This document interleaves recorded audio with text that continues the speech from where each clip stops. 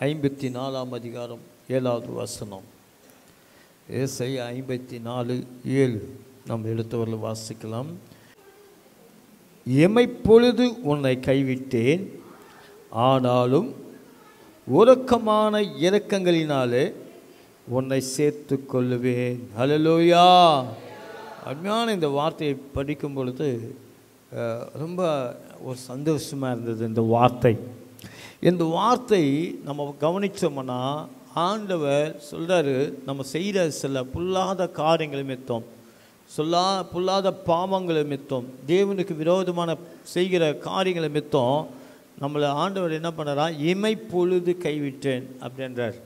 அப்படின்னா அந்த இமை அப்படி தான், அந்த இமை தான் நம்ம இந்த கண்ணை இப்படி மூடி இந்த ரப்பை அப்படி மூடி திறக்கிறோம் இல்லையா, அதுதான் இமைப்பொழுது ஒன்று. இப்படி ரெண்டு தான் கைவிட்டார். நீண்ட நேரம் கூட கைவிடலையா, நிறைய நேரம் நம்ம ஆண்டவர் கைவிடலையா.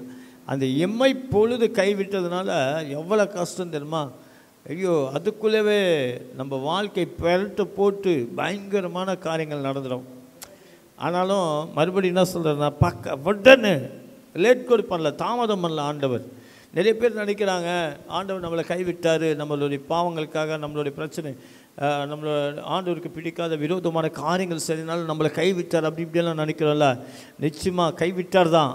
ஆனால் எப்போ, ஒரு செகண்டு கூட இல்லை. நினச்சி பார்க்க அப்படி கண் இமை இப்படி மூடி திறக்கிறதுக்குள்ளே ஆண்டவர் என்ன பண்ணுறாராம், உறக்கமான இரக்கங்களினால உன்னை சேர்த்து கொள்ளுவேன் என்றார். கையை தட்டி தேவனை மகிமைப்படுத்துவாமா. ஆளல, இமைப்பொழுது தான் உன்னை கைவிட்டேன், ஆனால் மன உருக்கங்களினால் என்ன பண்ணுறேன், உன்னை சேர்த்து கொள்ளுவேன்.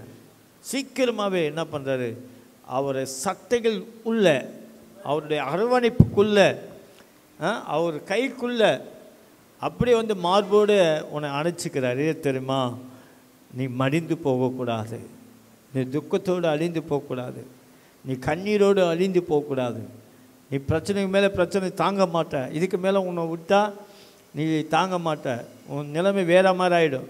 அதனால தான் இமைப்பொழுது கைவிட்டு வெட்டன்னு சீக்கிரமாகவே அவர் ரெண்டு கைகள் உரித்து உன்னை என்ன பண்ணுறாரு, சேர்த்து கொள்கிறார். ஹல்லேலூயா, ஹல்லேலூயா, ஹல்லேலூயா. ஆனாலும் அந்த வார்த்தை பாருங்க, ஆனாலும் நான் உன்னை கைவிட மாட்டேன், உன்னை நான் சேர்த்து கொள்ளுவேன். ஹல்லேலூயா. நம்மளுடைய நண்பர்களோ, நம்மளுடைய சொந்த பந்தங்களோ, நம்ம நேசிக்கிறவங்க சில நேரத்தில் நம்மளை கைவிட்டு எவ்வளோதான் அவங்களுக்கு நம்ம படுற கஷ்டம், நம்ம படுற வேதனை பார்த்து கூட மனம் அப்படியே கொஞ்சம் இறக்குற மாதிரி இருக்கும். ஆனால் ஒரு பிடிவாதம் இருக்கு இல்லையா உள்ள, இவங்களுக்காக நம்ம இறங்கவே கூடாது, இவங்களுக்காக நம்ம எதுவுமே பண்ணக்கூடாது, நம்மளை அப்படி பண்ணாங்கல்ல இப்படி பண்ணான்னு ஒரு கசப்பும் வந்து நிற்கும். ஆனால் இயேசு அப்படி இல்லை. உன்னுடைய ஒரு நிமிஷம் கூட இல்லை, ஒரு செகண்டு அப்படி அந்த இமை அப்படி 3 அளவுக்கு கைவிட்டு உடனே உன்னை என்ன பண்ணுறாரு, ஏன்னா அதுக்கப்புறம் நீ வாழ மாட்டா, சாத்தான் உன்னை பிடிச்சிடுவான், உன்னை வேறு விதமாக உன்னை கொண்டு போயிடுவான்னு சொல்லி ஆண்டவர் என்ன பண்ணுறாரு, அவர் உன்னை சேர்த்து கொள்கிறாரா. ஆமென். ஆனாலும் நான் உன்னை என்ன பண்ணுவேன், மன உருக்கங்களினாலே உன்னை சேர்த்து கொள்ளுவேன், உருக்கமான இரக்கங்களினாலே உன்னை சேர்த்து கொள்ளுவேன். உருக்கமான இரக்கங்களினாலே ஆண்டவருடைய உருக்கம் இந்த காலைகளில் உங்களுக்கு சேரும். நிச்சயமாக ஆண்டவர் உங்களை கைவிட மாட்டார், அவர் உங்களை விட்டு விலகவும் மாட்டார். உங்களை இமைப்பொழுது அப்படி விட்டாலும் ஒரு செகண்ட் அவர் கை மறுபடி வந்துடும். தேவன் உங்களை ஆசீர்வதிப்பாராக.